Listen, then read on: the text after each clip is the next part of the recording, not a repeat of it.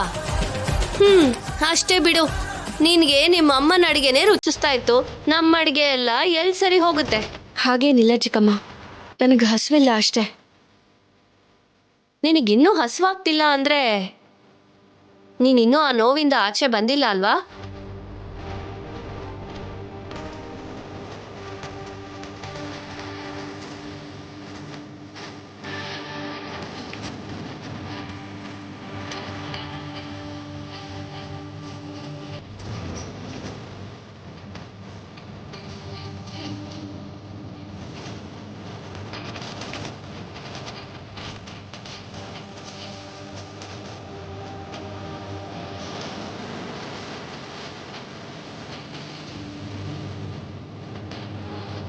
ರಾಜಿ, ಊಟ ತಗೊಂಡು ಬಂದಿದ್ದೀನಿ, ತಿನ್ನಮ್ಮ. ಏನ್ ಚಿಕ್ಕಮ್ಮ, ಬಿಟ್ಟು ಹೋದಾಗ ಇದೆಲ್ಲ ನೆನಪಿಗೆ ಬರ್ಲಿಲ್ವಾ? ಇವಾಗೇನು ಹಸುವು ಅಂತ ತಗೊಂಡ್ ಬಂದಿರೋದು? ನಾನು ಯಾವಾಗ ಬಿಟ್ಟು ಹೋದ್ನೆ? ಅವ್ರಿಗದರ್ಥ ಆಗತ್ತೆ ಬಿಡು.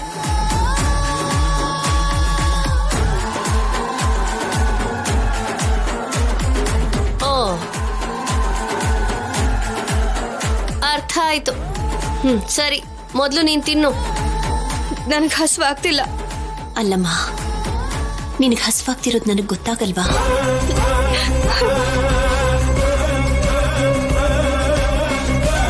ಚಿಕ್ಕಮ್ಮ, ಅವ್ರಿಗೆ ನನ್ನ ಜೊತೆ ಮಾತಾಡ್ಬೇಡ ಅಂತ ಹೇಳು. ಕೇಳಿಸ್ತಿದ್ಯಲ್ಲ, ನೀನೇ ಹೇಳು.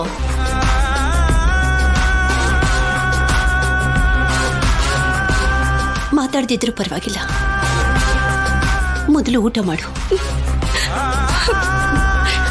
ನನಗೇನು ಬೇಡ, ನೀನ್ ಹೋಗು ಚಿಕ್ಕಮ್ಮ. ನಿಮ್ಮಮ್ಮನ ಮೇಲೆ ಯಾಕಮ್ಮ ಇಷ್ಟೊಂದು ಕೋಪ?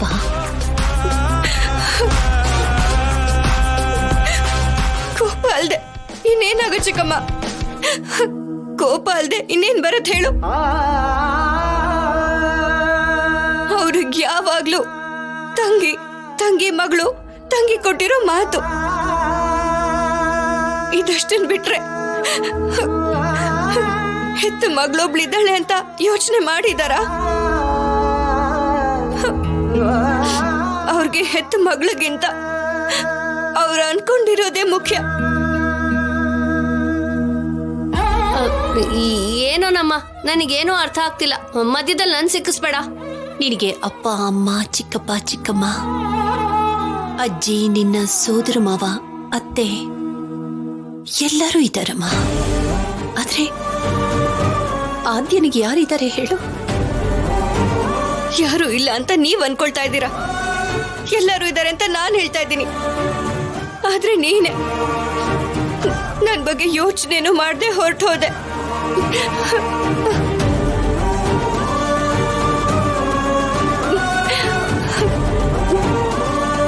ಹಸಿವು ಮುಚ್ಚೋಗುತ್ತೆ, ತಗೋ ಊಟ ಮಾಡು. ಅವ್ರ ಕಾಳಜಿ ನನ್ಗೇನ್ ಬೇಡ ಅಂತ ಹೇಳು ಚಿಕ್ಕಮ್ಮ.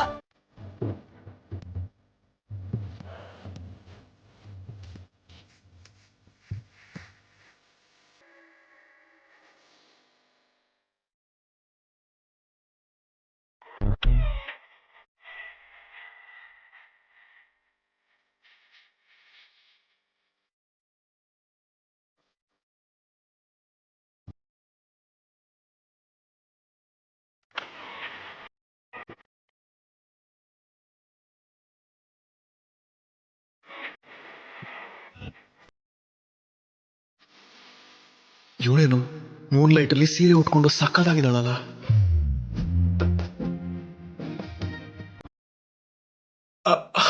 ಆದ್ಯ, ಏನು ಏನ್ ಮಾಡ್ತಿದ್ಯಾ? ಕಾಣಿಸ್ತಾ ಇಲ್ವಾ? ಎಕ್ಸಾಮ್ಗೆ ಪ್ರಿಪೇರ್ ಆಗ್ತಾ ಇದ್ದೀನಿ. ಎಕ್ಸಾಮಾ? ಹೌದು, ರಾಜಿ ಕಾಲೇಜಿಗೆ ಹೋಗ್ತಿದ್ದಾಳಲ್ವಾ, ನಾನು ಕೂಡ ಕಾಲೇಜಿಗೆ ಹೋಗ್ಬೇಕು ಅಂತ ಡಿಸೈಡ್ ಮಾಡ್ಕೊಂಡೆ.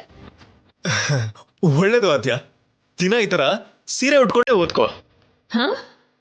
ಏನು? ಅದೇ ಇದೇ ತರ ಸಿನ್ಸಿಯರ್ ಆಗಿ ಓದ್ಕೋ ಅಂತ ಹೇಳ್ದೆ.